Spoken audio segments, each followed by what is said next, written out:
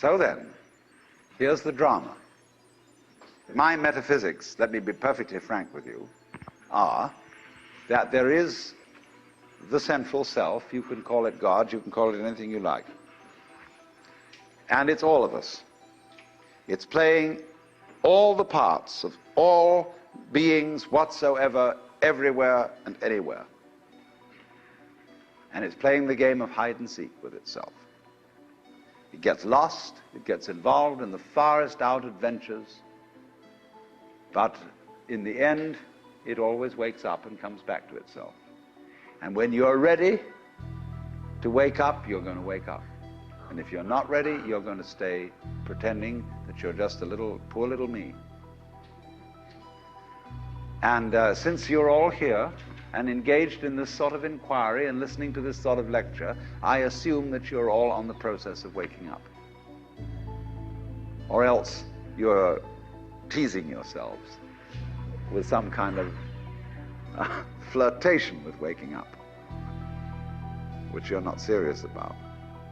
But I assume maybe you are, not serious but sincere, that you are ready to wake up. So then, when you're in the way of waking up and finding out who you really are, you meet a character called a guru. As the Hindus say this word, the teacher, the awakener. And what is the function of a guru?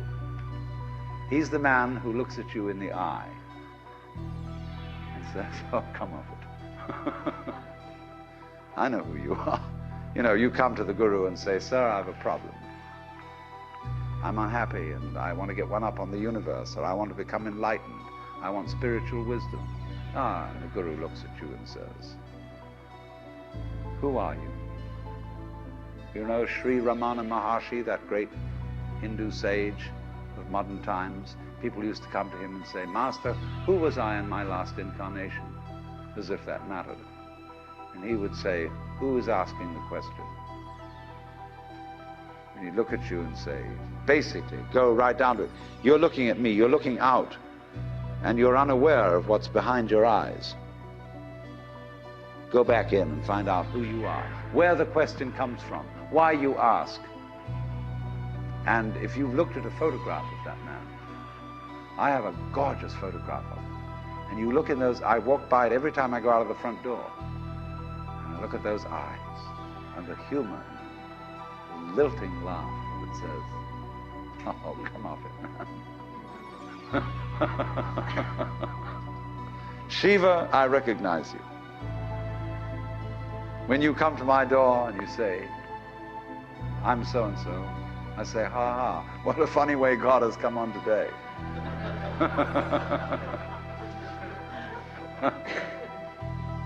There are all sorts of tricks, of course, that gurus play. They say, well, we're going to put you through the mill. And the reason they do that is simply that you won't wake up until you feel you've paid a price for it. In other words, the sense of guilt that one has, or the sense of anxiety, is simply the way one experiences keeping the game of disguise going on. Do you see that? Supposing you say, I feel guilty. Christianity makes you feel guilty for existing. That somehow the very fact that you exist is an affront. You are a fallen human being. I remember as a child when we went to the services of the church on Good Friday, they gave us each a colored postcard with Jesus crucified on it. And it said underneath, this have I done for thee, what doest thou for me? You know, you felt awful. You nailed that man to the cross. Because you eat steak, you have crucified Christ. Because you killed the bull. After all, you depend on it. Mithra, it's the same mystery.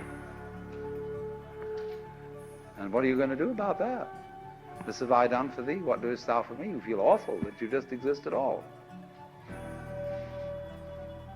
But that sense of guilt is the veil across the sanctuary. Don't you dare come in. In order to, in all mysteries, when you're going to be initiated, with somebody saying, don't you come in. You've got to fulfill this requirement, and this requirement, and this requirement, and this requirement, then we'll let you in. And so you go through the mill. Why? Because this is, you're saying to yourself, I won't wake up until I feel I deserve it. I won't wake up until I've made it difficult for me to wake up. So I invent for myself an elaborate system of delaying my waking up. I put myself through this test and that test, and when I feel it's been sufficiently arduous, then I may at last admit to myself who I really am, and draw aside the veil, and realize that after all, when all is said and done, I am that I am, which is the name of God.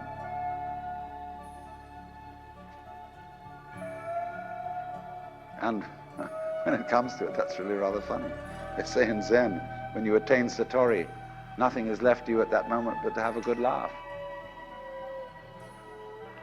But naturally, all masters, Zen masters, yoga masters, every kind of master, puts up a barrier and says to you,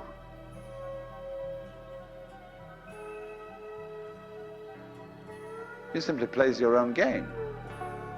We say anybody who goes to a psychiatrist ought to have his head examined.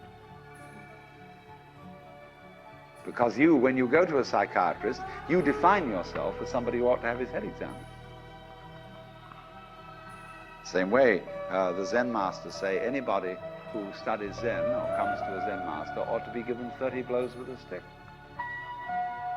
Because he was stupid enough to pose the question that he had a problem. But you're the problem. You put yourself in this situation. So it's a question fundamentally. Do you define yourself as a victim of the world or as the world?